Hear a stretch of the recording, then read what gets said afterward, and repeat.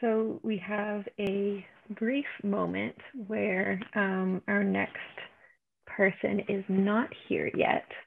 So I am actually working a bit of tech magic while we speak. Catherine, would you mind maybe riffing a little bit, maybe talking about the upcoming vote while I just get our next speaker into the call, because it seems that she's not here yet.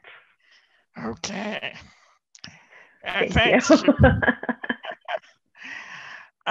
So out there in live stream land, hi. Just to give you a bit of an update, you'll be hearing very shortly from a couple of presenters, as Karen has indicated, but while they are assembling or being found more accurately, let me just update you on the latest news we have from the sharers of information within government caucuses. Today, the vote that we were expecting yesterday on Bill C7 obviously did not happen. However, we are very confident that it is going to happen today.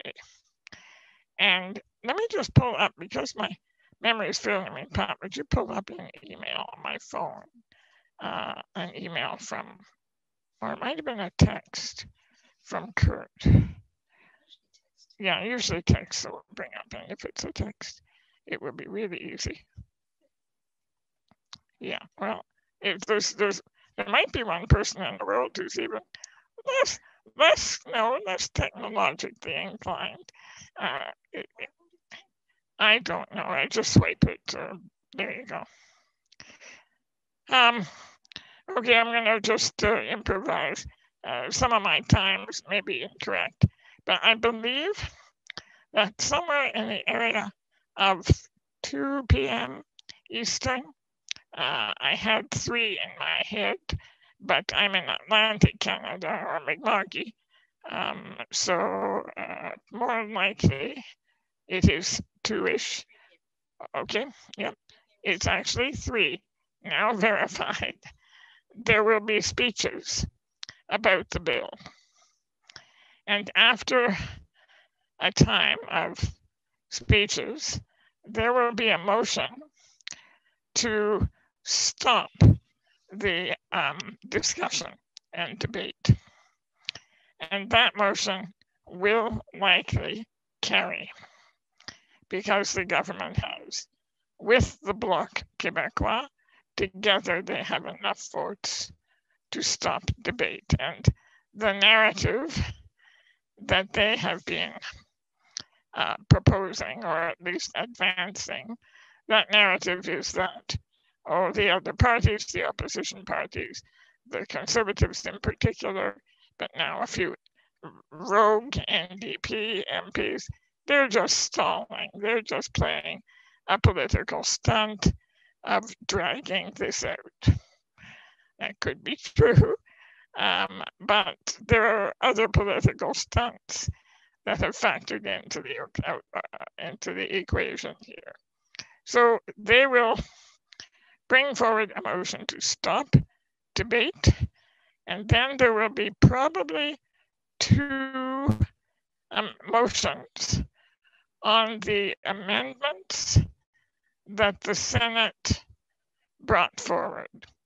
And those, the one that is most controversial, as far as the parliamentarians are concerned, is the amendment that would include mental illness as a sole underlying condition that would qualify a person for death, whether or not their natural death is reasonably foreseeable. In other words, although Bill C7 already says that people who are nowhere near death, as long as they have disabling conditions, they can get made. This amendment proposed by the Senate adds people with what they call mental health conditions, which includes, we think, a very, very broad group of people with any diagnosis that would be somewhere in the DSM. That motion is seemingly the only one that disturbs a significant number of politicians. And so that will be probably debated, but voted on quite quickly. And the vote is simply to accept. I'm just seeing a note in Q. Okay, no, I think Q is not speaking to me. So the motion will be whether or not to accept the Senate amendment.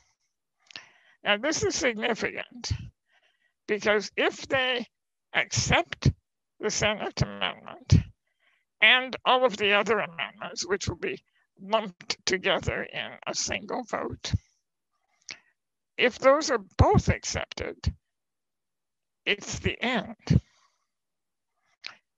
There is no return to the Senate. If, however, and I have no sense, but I would be surprised. No, I don't know if I'll be surprised or not, actually. It's very hard to predict their strategy. If the Senate amendment is rejected, then the process will have to go back to the Senate. But that could be dealt with very, very quickly. There are a number of options for the government, and although I don't know all of the terminology, I would say that one of the options is, a few phone calls, a few side discussions, and everybody agrees this should just kind of go through. Let Parliament have its way. We pull back. We're not the elected body in the Parliament. So we've given Parliament our recommendation. They didn't like it. Okay, we tried. That would be the most likely scenario. But if the senators feel strongly, and if they have truly been listening to the conversations that we've been having here on the filibuster, for example, then maybe they'll say, okay, send it back, we're going to debate it. So, and that would be a significant further opportunity, but a very slim opportunity for us to have some further impact on this process. So, these are significant votes, but by the end of today in the House of Commons, it is our expectation that their work will be finished. Yeah, we do have. We don't know. Oh, Catherine. Sorry, is that you? Interrupt you. You've been doing great, taking the time, the unexpected time, and filling us all in with this info. I've been really appreciating it because I don't have a head for the politics side of things all the time. And I hope I'm saying your name correctly here. We do have Aislinn with us now. Is it Aislinn? I just don't. Aislinn, yeah. Sorry. We're all sorted now. So I just thought that was a good moment to kind of jump in on the policy side of things. It's a perfect moment. Yeah. Thank you, Q. Awesome. And it is a filibuster, so we just keep talking. It's true. It's true. Okay. Welcome back, Aislinn. I'll hand it back to Q.